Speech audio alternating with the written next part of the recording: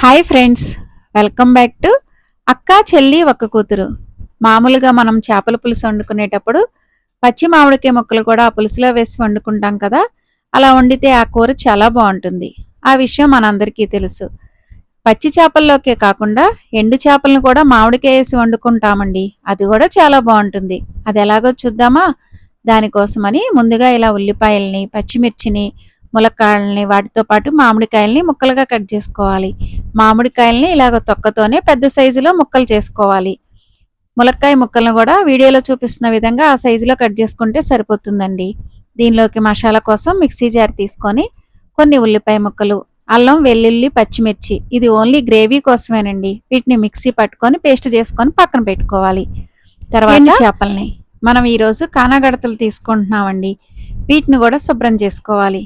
మనము ఎండు చేపలతో పాటు కోడిగుడ్లు, ములక్కాయ, మామిడికాయ వేసి వండుకుంటున్నాం. ఈ కాంబినేషన్ చాలా బాగుంటుంది. మరి దీన్ని ఇలా వండాలంటే ముందు కోడిగుడ్లను ఉడకబెట్టాలి కదండి. కోడిగుడ్లను ఉడకబెట్టుకున్న తర్వాత స్టవ్ వెలిగించుకొని బాండీ పెట్టుకొని ఆయిల్ వేసుకొని, ఆయిల్ కాగాక ఇలా కోడిగుడ్లను ఫ్రై చేసుకోవాలి. ఇది మన ఆప్షన్ అండి. మా ఇంట్లో ఇలా కోడిగుడ్లను ఫ్రై చేస్తే ఇష్టమని ఫ్రై చేస్తున్నాను అనమాట. ఇలా ఫ్రై చేసుకున్న గుడ్లన్నీ పక్కన పెట్టుకున్న తర్వాత అదే ఆయిల్లో ఎండు చేపలను ఫ్రై చేసుకోవాలి. అన్నీ ఒకేసారి వేయకుండా కొన్ని కొన్ని వేసుకుంటూ ఫ్రై చేసుకోవాలండి. ఎండు చేపలను ఫ్రై చేసేటప్పుడు కూడా మరీ ఎక్కువ సార్లు అటు ఇటు తిప్పకూడదు. అవి ఊరికనే ముక్కలు అయిపోతాయి, చాలా డెలికేట్గా ఉంటాయండి. అందుకే వాటిని జాగ్రత్తగా ఫ్రై చేసుకొని ఫ్రై అయిన వాటిని ఒక ప్లేట్లో పక్కన పెట్టుకోవాలి. ఇలాగా మనం తీసుకునే ఎండు చేపలను బట్టి 2 సార్లు కావాలంటే 2 సార్లు, 3 సార్లు కావాలంటే 3 సార్లు కొన్ని కొన్ని వేసుకుంటూ ఫ్రై చేసుకోవాలి. ఇలా ఫ్రై చేసుకున్న అదే ఆయిల్లోనే పచ్చిమిర్చి ముక్కలు, ఉల్లిపాయ ముక్కలు వేసుకొని వాటితో పాటు ములక్కాయ ముక్కలు కూడా వేసుకొని ఫ్రై చేసుకోవాలి. ఇక్కడ నేను ఆయిల్ సరిపోతుంది కదా అని ఆయిల్లోనే ఇవన్నీ వేసానండి. మనకు ఆయిల్ సరిపోలేదనుకుంటే ఇంకొంచెం ఆయిల్ వేసుకోవాలి. అవి కొంచెం వేగిన తర్వాత మనం మసాలా పేస్ట్ చేసుకున్నాం కదండి, అల్లము, వెల్లుల్లిపాయలు, ఉల్లిపాయలు, ఆ పేస్టు, దాంతోపాటు రుచికి సరిపడా కారము, ఉప్పు వేసుకోవాలి. ఇవి కూడా వేసుకున్నాక ఒకసారి మొత్తం కలిపి మూత పెట్టి వీటిని మగ్గించుకోవాలి. ఇవి మంచిగా మగ్గిన తర్వాత ఇందులో మనం మామిడి ముక్కలు వేసుకోవాలి. మామిడి ముక్కలు వేసాక కూడా ఒకసారి కలిపి మూత పెట్టి ఇంకొంతసేపు మగ్గనివ్వాలి. ఇవి కూడా మగ్గిన తర్వాత మనం ఇందులోకి గ్రేవీ కోసం నీళ్లు పోసుకోవాలి. నీళ్లు కొంచెం ఎక్కువే పోసుకోవాలండి.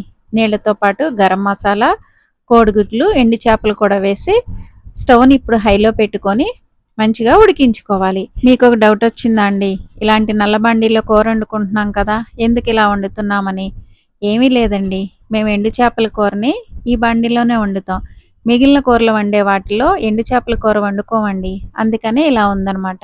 దీన్ని కొంచెం ఇగ్నోర్ చేసేయండి. వీడియోలో చూసారా, కూర అలా ఉడుకుతున్న టైంలోనే ఉప్పు చెక్ చేసి ఉప్పు సరిపోతే ఉప్పు వేసుకోవాలి. మనం కూరలో నీళ్లు పోసిన తర్వాత స్టవ్ని హైలోనే ఉంచుకోవాలండి. ఎందుకంటే స్టవ్ని సిమ్లో ఉంచితే మనం వేసిన ఎండు చేపలు అన్నీ పేస్ట్ అయిపోయి ముక్కలు ముక్కలు అవుతాయి అన్నమాట. అంతేకాదండి, మనం కూరలో నీళ్లు పోసిన తర్వాత కూర కలిపేటప్పుడు కూడా జాగ్రత్తగా కలపాలన్నమాట. స్పీడ్గా ఎలా పడితే అలా కలిపామనుకోండి చేప ముక్కలు అయిపోతుంది. అందుకే చూసుకొని కలపాలండి. ఇక మనకు గ్రేవీ విషయం అంటారా, అది మన ఆప్షను. గ్రేవీ ఎక్కువగా కావాలనుకోండి కొంచెం పులుసు పులుసుగా ఉంచుకొని స్టవ్ ఆఫ్ చేసుకోవడమే. గ్రేవీ తక్కువగా దగ్గరికి అయ్యే వరకు ఉంచుకోవాలనుకుంటే అలా ఉంచుకోవడమేనండి. ఇక్కడ నేను పులుసు ఎక్కువగానే ఉంచి స్టవ్ ఆఫ్ చేశాను. ఇలా అయితేనే కూర బాగుంటుందండి. మా వీడియోస్ ఎలా ఉన్నాయండి? నచ్చితే లైక్ చేయండి. మా ఛానల్ చూస్తూ ఇప్పటి వరకు సబ్స్క్రైబ్ చేసుకోకపోతే సబ్స్క్రైబ్ చేసుకోండి. Thanks for watching. ఇక్కడ ఈ కూర చేసుకునేటప్పుడు కోడిగుడ్లు, ములక్కాయ అనేది మన ఆప్షన్ అండి. అది వేసుకున్నా వేసుకోకపోయినా బాగానే ఉంటుంది. అన్నీ వేసుకున్నా బాగుంటుంది. ఎలా అయినా ఒకసారి ట్రై చేయండి.